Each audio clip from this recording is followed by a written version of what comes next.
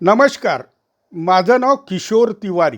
मी यवतमाळ जिल्ह्यातील आदिवासी भागात शेतकरी व आदिवासी व तेंदूपत्ता मजुरांसाठी काम करत आले मागच्या 40 वर्षापासून. मी महाराष्ट्र सरकारमध्ये शेतकरी मिशनवरही काम केलं. 7-8 वर्ष मंत्रिपदाचा दर्जा होता.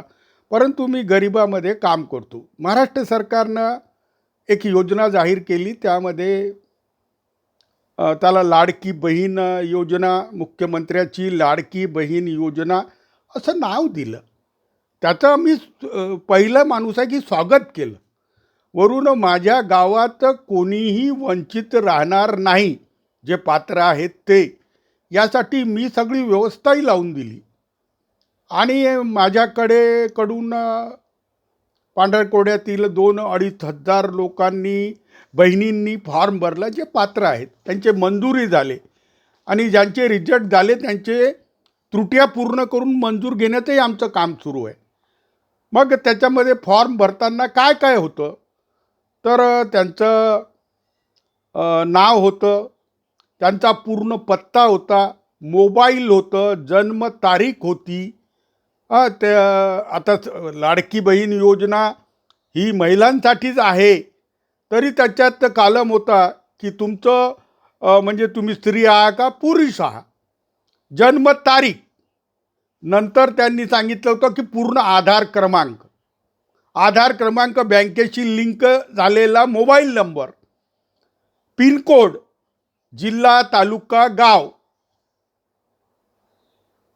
लग्नापूर्वीचं नाव, लग्नानंतरचं नाव, मग विवाहित आहात का अविवाहित आहात. मग सर्वात महत्त्वाचं म्हणजे तुमचं बँक, त्या बँकेचा IFSC कोड आणि तुमचा बँकेचा नंबर त्यांनी मागितला. आणि तो सगळा मागितला आणि यांनी सादर केला. ज्यांची माहिती अप टू डेट होती त्यांनी फॉर्म मिळाला म्हणून म्हटलं, आता फॉर्म मंजूर झाला म्हणून म्हटलं. हे सगळी प्रोसेस झाली.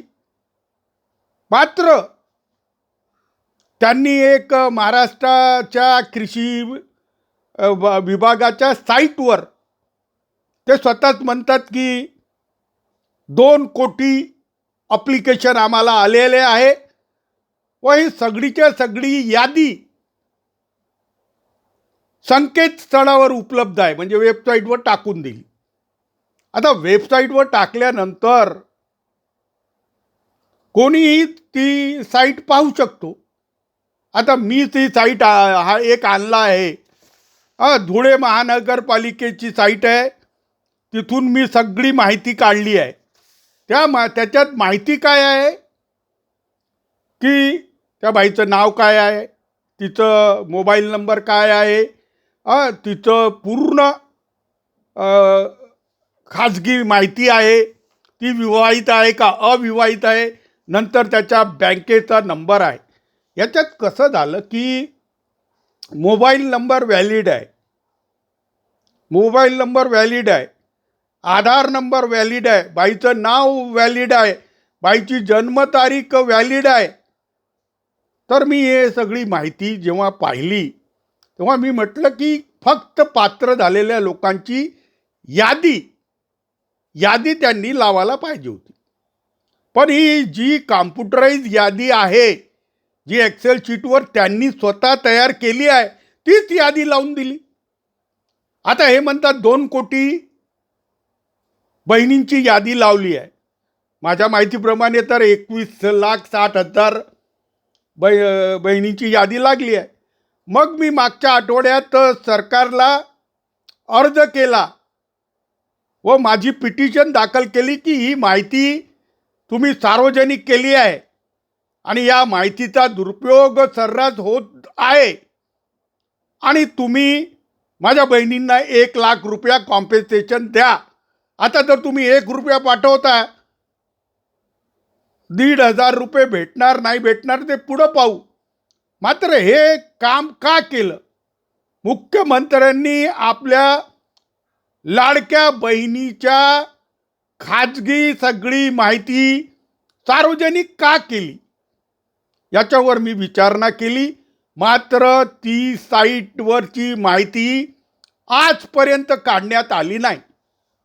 आणि उलट मला लोकांनी विचारलं की तुम्हाला काय झालं, काय बेकायदेशीर आहे सांगा.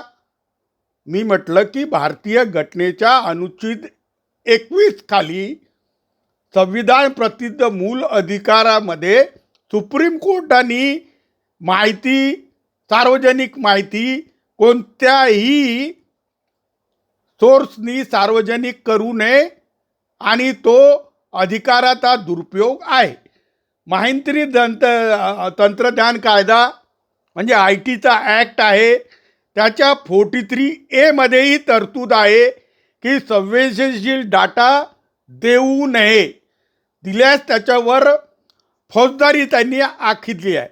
आता माहिती दिली आणि कलम 72A प्रमाणे व्यक्तिगत माणसाची संमती असल्याशिवाय कायदेशीर कराराचा भंग करून कोणतीही माहिती आपण सार्वजनिक करू शकत नाही किंवा ती विकू शकत नाही. आय टी कायद्याच्या 43A प्रमाणे जी व्यक्तिगत माहिती एखाद्या नैसर्गिक व्यक्तीशी असलेली कोणतीही माहिती जी व्यक्तीची ओळख पटवण्यासाठी प्रत्यक्ष अप्रत्यक्षपणे व इतर काही माहितीसह वापरली जाते, त्या व्यक्तिगतरित्या ओळखण्याजोग माहिती पुढे संवेदनशील व्यक्तिगत डाटा म्हणून या माहितीची उपश्रेणी तयार करण्यात आली आहे. आता मला सांगा,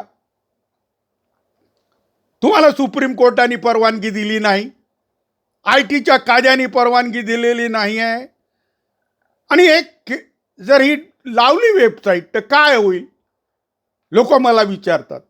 मी सांगतो तुम्हाला, मोबाईल नंबरवर फोन येणं सुरू आहे. अनेक लोक म्हणतील की लाडक्या बहिणीसाठी आम्ही तुमचा अर्ज मंजूर करून देतो, तुम्ही या अकाउंटवर एवढे एवढे पैसे टाका.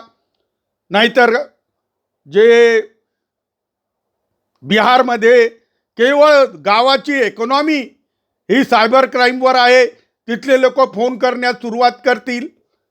इथं 21 वर्षाच्या मुली आहेत, अविवाहित आहे, त्यांचा सगळा डाटा यांनी ठेवला आहे. त्या अविवाहित मुलींशी काही लोक आर्थिक व्यवहार करतील. काय करणार तुम्ही?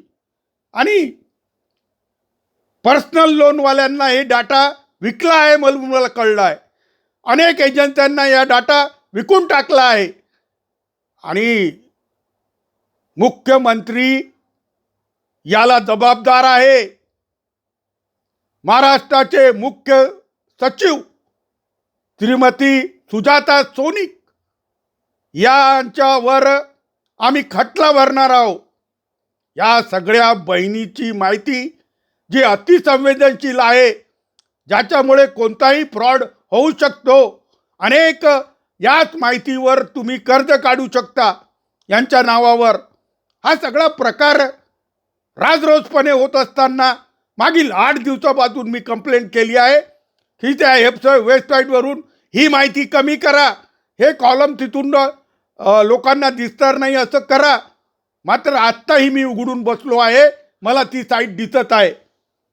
हा सर्व लीक झालेला डाटा ज्या कंपन्यांनी विकला आहे, यांनी हा डाटा का ठेवला? यांनी याच्यासाठी डाटा ठेवला की यांचे कार्यकर्ते ती यादी घेऊन जातील आणि तिथं त्या बाईला म्हणतील की आम्ही तुम्हाला 1,500 रुपये दिले, तुम्ही आम्हाला मतदान करा. आता मला सांगा, यांचा राजकीय उद्देश, मात्र त्याचा बाजार लावल्यामुळे त्या माझ्या बहिणीला फटके बसणार आहे म्हणजे बसणार आहे. अविवाहित मुलींना त्या तक्रारीचा असा ओघ येणार आहे. कारण समाजमध्ये असे लोक टपलेले आहे, बँका टपलेले आहे, मॅरेज ब्युरो टपलेले आहेत. IAS मुलगा आहे, त्या मुलीची डायरेक्ट संबंध करणार. जो तो फोन करेल की लाडक्या बहिणीसाठी तुमची इन्स्टॉलमेंट अटकलेला आहे, तुम्ही एक करा, 500 रुपये तुम्ही या ठिकाणी टाका. आणि जर यांचा मोबाईलच क्लोन झाला तर तुम्ही काय करणार? मला सांगा ना. क्लोन झालेल्या मोबाईलचा सगळ्याचा सगळा डाटा ते वापरून खाते नील करतील, काय काय करतील मला माहित नाही. मनरेगा योजना आहे, आदिवासी खावटी योजना आहे, शबरी योजना आहे, महिला सशक्तीकरणाच्या योजना आहे. आदी योजनाचे अनुदान हडपण्यासाठी याचा वापर होऊ शकतो. आम्ही तक्रार करत आहोत. आम्ही म्हणत आहोत की निवडणुकीसाठी हे सगळा प्रकार तुम्ही केला, तर हा प्रकार तुम्ही करू नका. हा जो डाटा तुम्ही टाकून ठेवलेला आहे, हा डाटा तुम्ही काढा. अख्ख्या महाराष्ट्राचा डाटा तुम्ही सार्वजनिक करून टाकला, माहिती तुम्ही सार्वजनिक केली. काय मिळालं तुम्हाला? तुमचे अधिकारी म्हणतात की तिजोरीत एकही दमडी नाही, पैसे देऊ शकत नाही. म्हणजे आमचं सरकार येणार आहे, त्याच सरकारला द्यावं लागणार आहे, परंतु त्याचा दंड तुम्ही त्या माझ्या बहिणीला आज का दिला?